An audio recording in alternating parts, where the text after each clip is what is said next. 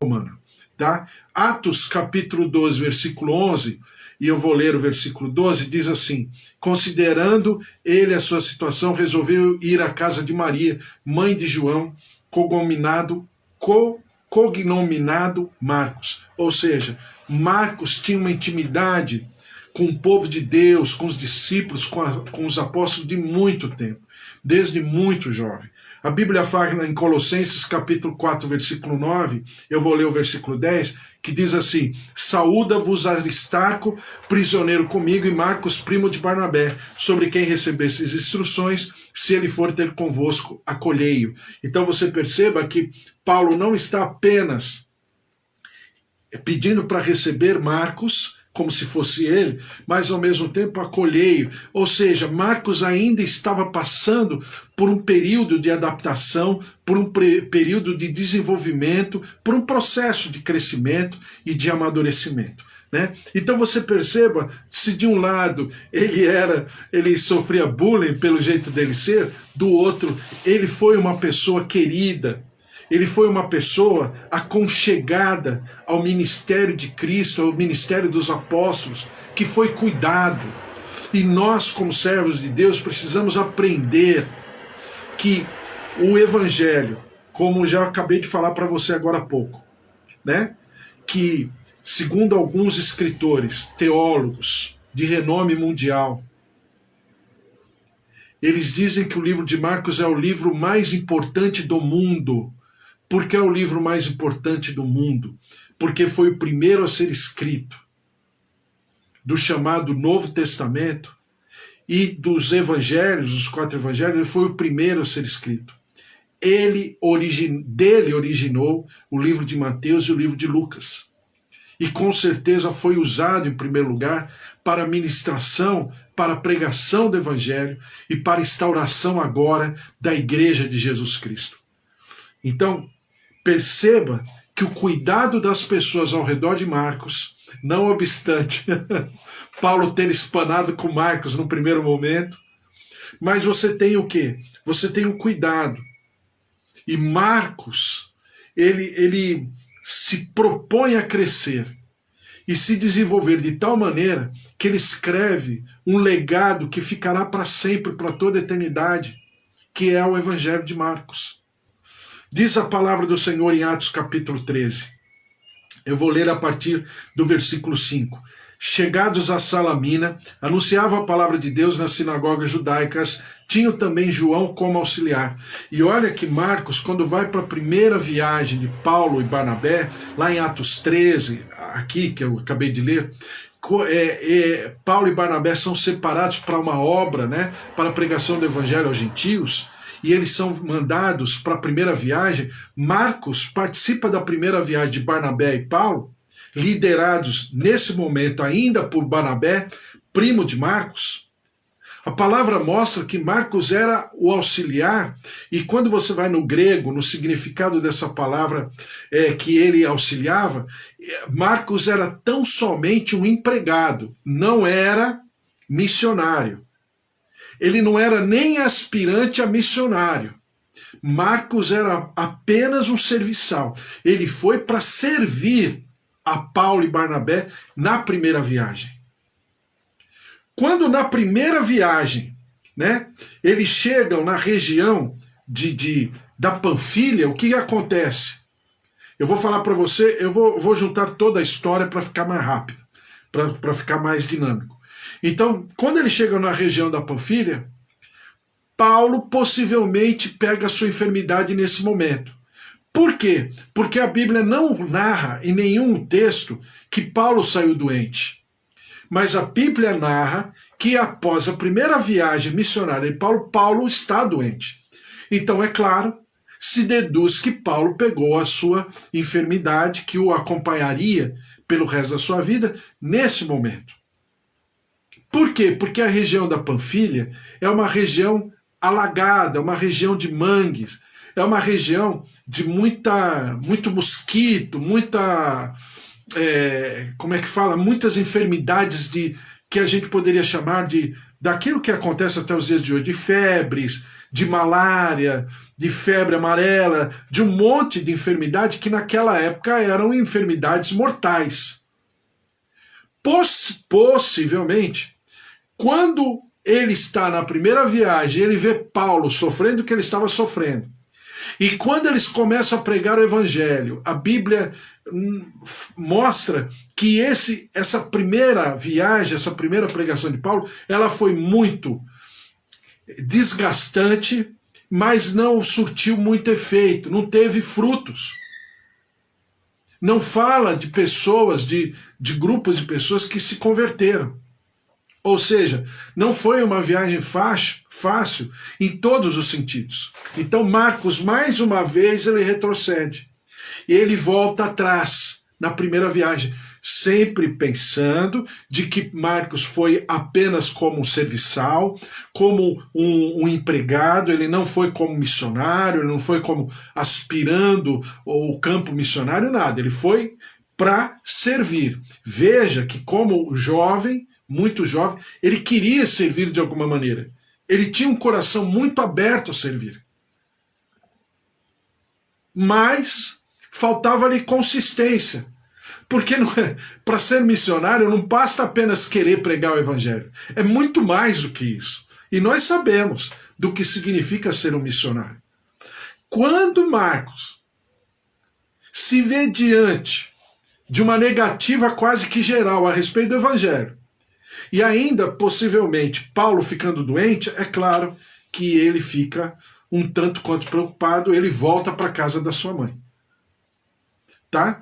Atos capítulo 15, versículo 35 diz assim, eu vou ler a partir do versículo 37. E Barnabé queria levar também a João, chamado Marcos, mas Paulo não achava justo levarem aquele que se afastara desde a Panfilha, não os acompanhando no trabalho. Houve entre eles tal desavença que vieram a separar-se. Então Barnabé, levando consigo a Marcos, navegou para Chipre. Mas Paulo, tendo escolhido a Silas, partiu encomendado pelos irmãos à graça do Senhor e passou pela Síria, Cilícia, confirmando as igrejas. Então você perceba que nesse momento Barnabé defende o seu primo, Barnabé possivelmente, como diz a respeito do próprio perfil, do próprio caráter, né, das próprias características de Barnabé, Barnabé era um homem mais reconciliador, né? Tem aquela musiquinha que fala sobre o livro de Atos, sobre a vida de Barnabé, era o seu nome Barnabé, natural de Chipre, né? Então era um homem natural de Chipre, um conselheiro, né? Era um homem experimentado na vida, possivelmente mais velho do que o próprio Paulo, líder da primeira viagem missionária de Paulo, não foi Paulo, mas era Barnabé. Então Barnabé fala assim, então eu vou com João Marcos para Chipre, que era a região do próprio Barnabé, enquanto Paulo vai com Silas avante, vai à frente. E ali há uma contenda entre ambos por causa exatamente de João Marcos. Porque Barnabé falou assim, vou investir nesse cara, esse menino é bom. E a gente percebe que Paulo era uma pessoa um tanto quanto intransigente. Paulo não era uma pessoa de uma personalidade fácil de conviver. Você percebe isso quando os judeus falam dele, ou quando os outros falam dele, que Paulo era uma pessoa muito incisiva, muito metódica, muito, vamos chamar assim, muito detalhista. Enquanto isso, né, claro que ele cria uma certa animosidade com judeus e cria uma certa animosidade agora com Barnabé. Então você perceba que Paulo não era uma pessoa muito fácil de conviver no dia a dia. Não obstante ser necessário para que Paulo fizesse a obra que fez. Eu falo sempre para você, não conheço, tirando Moisés, não conheço um homem que defendeu de uma maneira tão didática, tão catedrática a obra do Senhor como Paulo. um filósofo, um homem experimentado, um homem doutor, né, em filosofia, em história, em conhecimento do gênero humano, em conhecimento da literatura e da filosofia grega, né? Então não tem um homem, mas do outro lado, você perceba que Paulo não era uma pessoa tão tranquila assim de lidar no dia a dia. E você percebe em relação a Barnabé, Barnabé sendo líder, Paulo meio como que, né, ficam com o pé atrás com Barnabé, e Barnabé ele defende como um homem mais experimentado, mais reconciliador, mais conciliador, ele sai com Marcos para um lado e Paulo vai para o outro lado. Tá? Então veja, eu gosto de falar com você sobre isso para a gente entender como que é a obra de Deus, como que é a igreja, como é o procedimento, e isso não significa que não haja situações, desgastes, né, em algum momento, mas que também há reconciliação. Em Filemão, capítulo 1, versículo 21, diz assim: certo como estou da tua obediência, eu te escrevo sabendo que farás mais do que eu estou pedindo. E ao mesmo tempo, prepara-me também pousada, pois espero que por vossas orações vos serei restituído. Saúdam-te Epáfras, prisioneiro comigo, em Cristo Jesus. Marcos, que é o João Marcos, né? Aristarco, Demas e Lucas, meus cooperadores. Então, você perceba que existe um momento que há uma reconciliação. E você veja uma atitude de João Marcos muito interessante. João Marcos perdoa Paulo, buscando reconciliação com Paulo. E Paulo reconhece o seu erro e pede perdão a João Marcos. Eu acho tão interessante isso que não tem como eu passar pelo livro de Marcos e não falar de tudo isso. Porque isso alimenta a nossa maneira de ser. E sabemos que nós erramos, falhamos, mas que também precisamos buscar reconciliação, arrependimento, perdão, perdoar e ser perdoado também, porque somos seres humanos, né? Somos seres humanos. E o ser humano, por si só, já é um grande problema, no sentido do relacionamento interpessoal, né? Então, em 2 Timóteo capítulo 4, versículo 11, somente Lucas está comigo. Toma contigo Marcos e traze-o, pois me é útil para o ministério. Aqui, Paulo já está na sua segunda prisão e precisa de Marcos. Por quê? Porque se a primeira prisão em Roma foi provocada pela ação dos judeus, né, mancomunados com os romanos, para que prendessem Paulo, então a primeira prisão de Paulo foi uma prisão domiciliar em Roma, onde Marcos estava presente, que é o momento em que Marcos, em Roma, escreve o seu evangelho, né? Porque é o momento em que ele possivelmente tem um pouco de tempo para escrever e auxiliado por Pedro, porque na verdade o evangelho de Marcos é, na verdade, né, vamos dizer assim, ditado pelo seu mestre. Por que mestre? Olha só o que Pedro fala. Eu não anotei aqui, mas vou ler aqui agora. Já vou terminar. 1 Pedro, capítulo 5, versículo 13. Aquela que se encontra em Babilônia, também eleita, né, vos saúda, como igualmente o meu filho Marcos. Então Pedro chama Marcos de filho. Lembra que eu falei para você, na lógica hebraica, filho é discípulo, discípulo é filho, mestre é pai e pai é mestre. Tá? Esses conceitos, eles se tornam sinônimos na cultura hebraica. Filho, discípulo, pai, mestre. Então, quando Pedro chama Marcos de filho, ele está chamando Marcos de filho na fé, né? Por quê? Porque Pedro foi quem formou Marcos de uma maneira a aprender com a história de Pedro. Então, na verdade, Marcos, ele compila. É por isso que no livro de Marcos não está muito claro que é Marcos quem escreve, não obstante sabermos, e todos os pais da igreja, todos, 100%, unânimes, eles falam que quem escreveu o Evangelho de Marcos é Marcos. Então, não tem nenhuma dúvida quanto a isso. Mas você perceba que Marcos, como eu falei para você ontem, ele é o ghostwriter, né? Como falam os ingleses, né? Ou seja, é o escritor fantasma. Ele escreve para alguém, ele escreve inspirado por alguém. Ele apenas compila o que alguém está falando, que foi o que Pedro fez em relação ao Evangelho de Marcos. Então, tudo isso que eu estou falando para você é só para você saber que Marcos é um grande cara e que Marcos também passou por dissabores na vida, foi discriminado, foi rejeitado, sofreu bullying, sofreu bullying espiritual e passando e atravessando, suplantando todos esses momentos, se tornou no escritor, segundo teólogos, até os dias de hoje, o escritor do livro mais importante do mundo, que é o Evangelho de Marcos, que foi o primeiro livro do Novo Testamento, o livro de Marcos. Não obstante, eu sempre falo para você, Mateus ter sido distribuído primeiro do que o próprio livro de Marcos, mas Marcos escreveu primeiro. Tanto é que Mateus tem como base o livro de Marcos, como também Lucas tem como base o livro de Marcos, tá?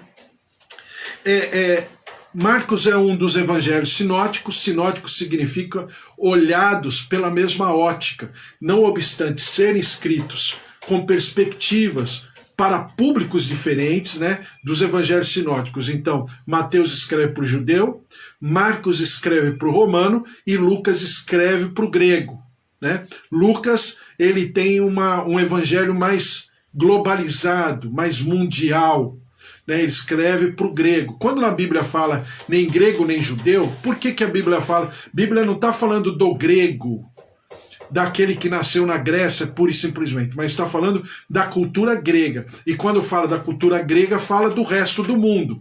Tirando o judeu, ele está falando do resto do mundo. Então Lucas escreve, vamos chamar assim, para o resto do mundo.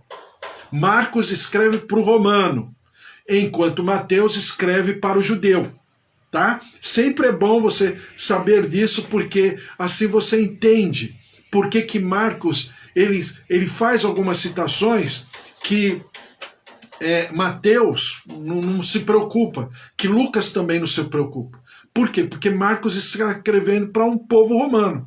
O povo romano não era muito de filosofia, não era muito de estudo, não era muito de teoria. Ele era de prática, ele era de movimento. Então é por isso que o livro de Marcos é um evangelho da prática, é o evangelho do movimento, é o evangelho do milagre, é o evangelho do Jesus sempre em movimento, sempre falando alguma coisa. Mas não é o evangelho das parábolas. Não é eu poderia dizer assim, né? Não é o evangelho da filosofia hebraica. É o evangelho da manifestação de Jesus como servo, aquele que serve, mas ao mesmo tempo é um servo vitorioso. É diferente de um servo humilhado. É um servo vitorioso, um pregador, né? Eu poderia dizer que Marcos mostra um Jesus enigmático, porque ele é pregador. Aí você vai falar, mas por que o livro de Marcos não tem árvore genealógica, se Lucas tem e Mateus também tem? Aí eu falo para você, olha, Marcos não tem porque o servo não tem genealogia. Servo é servo. Servo foi feito para servir. Não foi feito para ver a história dele. Então perceba que Marcos já começa com Jesus a todo vapor. Entendeu?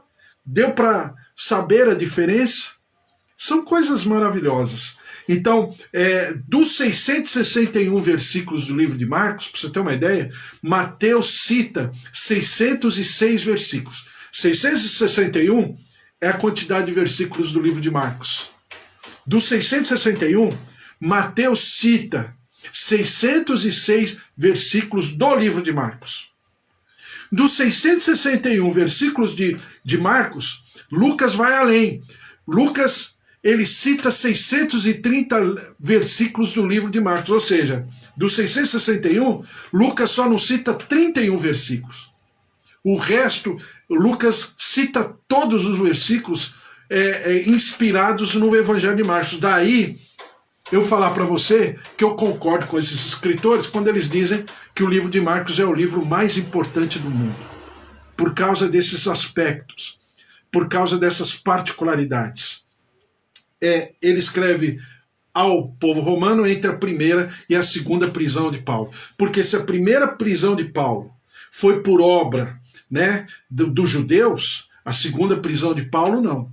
Tanto é que você perceba que quando Paulo está falando nas cidades por onde ele vai, Antioquia, Espanha, toda a região, o que acontece? Os romanos são muito mais simpáticos a Paulo do que os próprios judeus. Então a primeira prisão, vamos dizer assim, a causa vamos dizer, é o levante judaico. O segundo não. A segunda prisão já é por um crime romano. Então, se é por um crime romano, é por isso que Paulo sabia que ele não sairia mais vivo daquela segunda prisão. Porque ele já vai para o calabouço. A primeira prisão não. A primeira prisão é uma prisão domiciliar. Paulo podia pregar, ele recebia as pessoas em casa e ele dava continuidade a todo o ministério dele. Na segunda prisão não. Ele vai para o calabouço e aí ele precisa de visitas e tal, porque o calabouço ou a pessoa pegava uma tuberculose, um tifo, uma lepra, ou morria mesmo. Ou morria pela forca ou pela guilhotina romana. Né? Não tinha jeito. Ou era decapitado, como aconteceu com Paulo. Na primeira prisão, não. A primeira prisão tem um outro contexto. Foi por causa do levante judaico, dos judeus da época, dos religiosos da época. Tá? Bom, vamos ficar por aqui. Amanhã a gente fala mais, mas é isso que eu quero sempre falar para você, de que significa a gente saber de todas essas, mesmo que a gente não guarde tudo, mas a gente saber de todas essas particularidades, porque a gente percebe o quanto uma pessoa como Marcos se aproxima da gente, o quanto nós somos parecidos, o quanto nós também, para não dizer todo dia, mas vez ou por outra, nós oscilamos na nossa fé. Tem até uma musiquinha, né, do cancioneiro cristão, protestante, de séculos, que é uma música que fala oscilando minha fé. Né? Então, por que oscilar? Porque somos seres humanos. Mas Marcos, ele teve o quê? Ele teve o cuidado da sua mãe, ele teve o cuidado dos apóstolos. Num dado momento da vida, ele levou uma baita exortação de Paulo. Paulo foi meio extremo com Marcos, mas tinha Barnabé. Barnabé cuidou do primo Marcos. Barnabé entendeu o momento de Marcos. E Marcos se transformou no escritor do livro mais importante do mundo. Senhor, que eu vejo o cuidado do Senhor e como ele transforma aquele que é fraco numa grande fortaleza da sua obra. Assim está sobre a tua vida, assim está sobre o teu ministério, teu chamado e tudo aquilo que você tem por fazer. É por isso que eu acho a Bíblia, não tenho certeza, o livro mais maravilhoso que eu posso conversar, que eu posso ler, que eu posso pensar, e é um livro que fala conosco. O seu texto, os seus personagens, todas as situações e circunstâncias falam conosco, nos incentivam, nos alimentam, nos amadurecem para vivermos o nosso cotidiano, o nosso dia a dia, naquilo que o Senhor tem por sobre nós. Ao Senhor, todo louvor, toda honra e toda glória. Vamos orar? Glória a Deus, em nome de Jesus. Vamos orar pela nossa casa, nossa família, os nossos queridos, em nome de Jesus. Senhor nosso Deus, nosso Pai,